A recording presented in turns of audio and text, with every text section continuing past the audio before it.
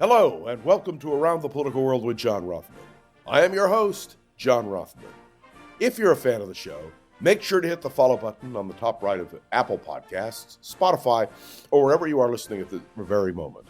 When you hit follow, leave a review or share an episode with a friend. It helps other people discover the show, keeps us going. As I like to point out to you each and every day, it expands our base. This morning, I want to cover a variety of topics. First, I want to talk about Donald Trump, who is once again blaming Joe Biden and Kamala Harris for the fact that he was subject to 2 assassination attempts. This kind of rhetoric is not only wrong, it's damaging. It's damaging to America. You and I, whether you are a Trump supporter or a Harris supporter, know that neither Joe Biden nor Kamala Harris has suggested in any way, shape, or form that Donald Trump should be assassinated. Simply isn't true. It is fair to say that the criticism of Donald Trump, which I recounted to you yesterday, is legitimate. It is not incendiary. It is factual. We learned a valuable lesson in American politics, and that is that the Teamsters Union, a powerful, important union, has decided to make no endorsement nationally in the presidential race. Frankly, this does not come as a great surprise. But what I think is critical to understand is that regional unions, Teamsters, are endorsing Harris, including Michigan. They have decided that they are going to do everything they can to see that Harris is elected. This is an important moment because I remember the importance of unions. In 1968, when Hubert Humphrey's campaign was virtually dead, the AFL-CIO, then led by George Meany, stepped forward and essentially put Hubert Humphrey back in the running. It was a powerful, compelling commitment that the AFL-CIO made, and it almost made a difference. Well, let me explain to you that what the Teamsters do, particularly in a state like Michigan, is going to be critical. So 3 cheers for those Teamsters unions in individual states and locations who make different endorsements than the national union. And let's talk for a moment about a potential major issue in this campaign. I don't know if it will be, but as you may know, Donald Trump wants the government to shut down. And you may know that Speaker Johnson introduced a bill that would have included in the attempt to prevent a shutdown a line about only American citizens voting. What a ridiculous thing to do. Speaker Johnson is smart enough to know that only citizens can vote, that if citizens want to make a difference, they have to get out and vote. Non-citizens don't vote, and if they did, they'd be prosecuted. That's the law. What Speaker Johnson is doing is playing politics with the question of American voting, and that is what the Republicans are now doing. What Speaker Johnson did was a disgrace. Now, the interesting thing is that the Senate Republican leader, Mitch McConnell, has said clearly that shutting down the government would be a huge mistake and would hurt the Republican Party. Is Donald Trump not listening? Is Speaker Johnson not listening?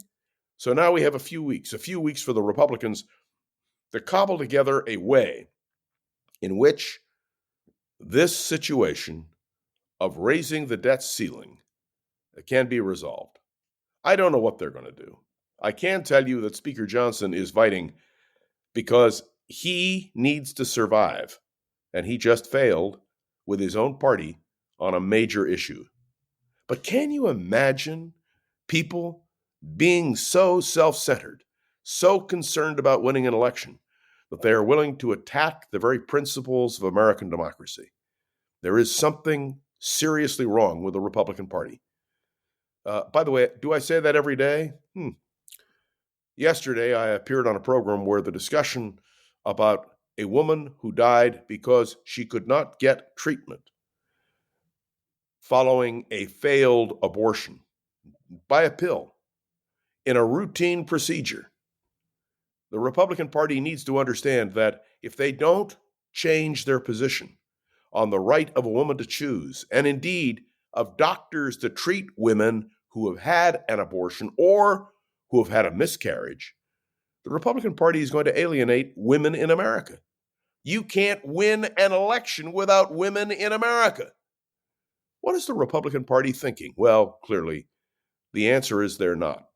Or they're appealing to a particular constituency within the Republican Party that wants a situation where any discussion of a woman's right to choose or reproductive rights is eliminated.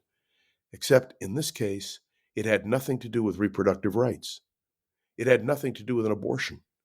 It had to do with the fact that a woman had had a miscarriage or a self-induced abortion through medication, who then could not get treatment at a hospital because the doctors were afraid of being prosecuted. That's right. There is something seriously wrong, and it needs to be corrected. When Kamala Harris says restore Roe v. Wade by legislative action, she's right. Boy, do I hope the Democrats sweep the House and Senate. And now let me talk about an issue which should be weighing on all of us, and that is a new kind of warfare. The Israelis pulled off an incredible action in Lebanon on 2 consecutive days. First, it was the pagers which blew up. Now it's walkie-talkies. What the Israelis have done is to demonstrate that you can fight a war in a completely different way. You can do damage to an enemy in a completely different way. Now, it's true that, as I'm speaking now, there is bombing taking place in southern Lebanon against Hezbollah targets. Hezbollah is committed to the destruction of Israel, and the Israelis have a perfect right to defend themselves. The fact that they have done it by using advanced technology, by turning technology to their benefit, well, it's going to be written about for years and years and years. Please remember one thing. The Israelis are taking these actions because their enemies, Hezbollah, Hamas, Islamic Jihad, the Houthis, and yes, Iran, are determined to destroy them.